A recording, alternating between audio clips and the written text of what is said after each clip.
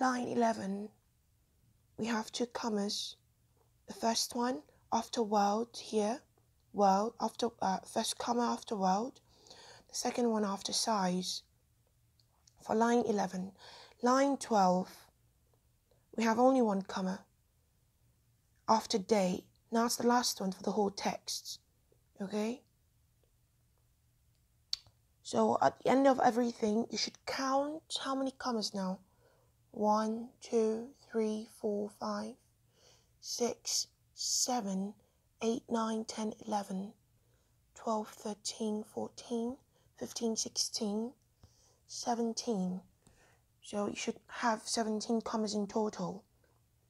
Alright, now question 3. It says complete the sentences below with either as if, or like.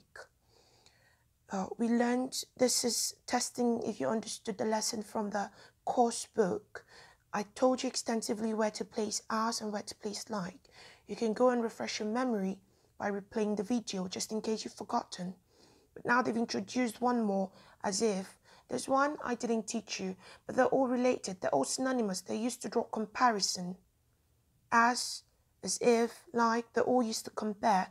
But the difference is in how they're used in sentences, depending on whether they're followed by a clause or, you know what, just go and play the video, okay? So I don't go into details. The only thing I'm going to point out here is when to use as if. What differentiates this one from the rest of them is that this is used in making presumptions, like when you're assuming, when you're guessing something might be true, or may not be true. Yeah, that's the best way to put it. When you use it for things that may or may not be true, something that is likely to be true or likely to not be true, you use as if. All right, you're going to see, because in the exercise it's being used in a situation and you're going to appreciate it more when you see the example. I'm going to point it out. Another thing for you to look out for, a clue for you to look out for to know if you should place it in a sentence or not, is it usually follows look, the verbs look and feel. Okay? It usually follows the verbs look and feel. Now let's go. A, the correct answer is like. B, as if. Now let's look at this. Let's consider this carefully. It says the ancient building looked as if it had been built in the medieval period. See? In this sentence, you're going to notice that the speaker is speculating. They're saying maybe something was done at a certain time, but they're not sure. They're presuming, they're assuming. In other words, they use as if, I told you in the beginning. So since this person is saying that the building of this ancient structure may have taken place in a certain time, he's not sure. It's not certain. So he's using may or may not be. In other words, you use as if. All right? And then you see, I told you it usually follows the verbs look and feel. In this case, we have look. The verb look in its past tense. Looked as if. All right? Okay. Now, C. Correct answer for C. 2 answers, actually. The first one, like. The second one, as. D. The first one, as. The second one, like. E. The first one, like. The second one, as. Now, for A, it says filling the blanks with appropriate prepositions, like in or at. Some may need more than one. When they say filling with appropriate prepositions like in or at, they're giving you clues. They're not saying you're only restricted to using in or at. You can get more if the context permits you, all right? Use the proper preposition, appropriate preposition. It doesn't have to be in or at.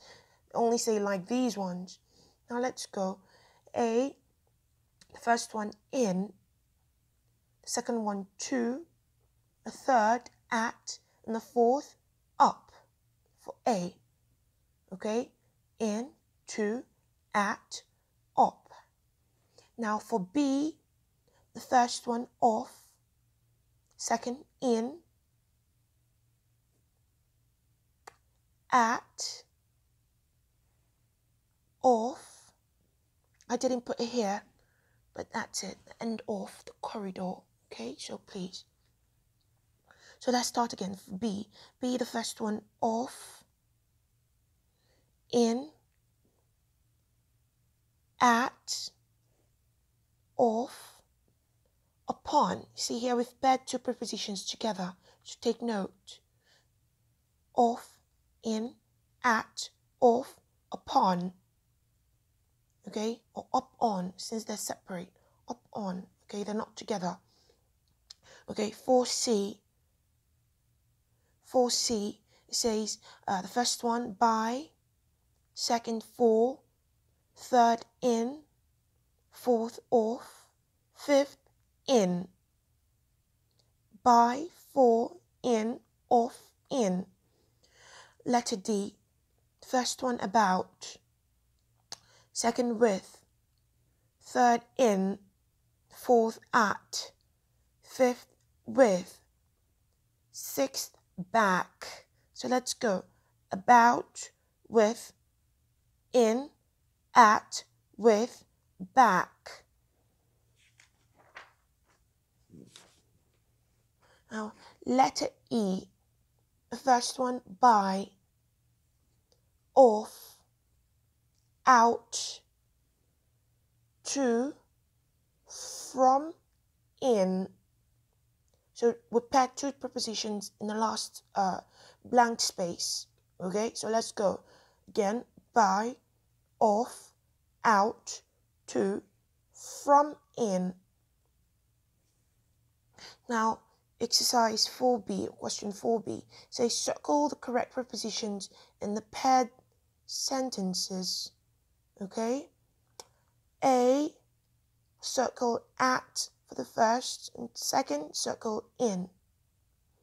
B, circle on for the first, and in for the second. C, circle on for the first, in for the second.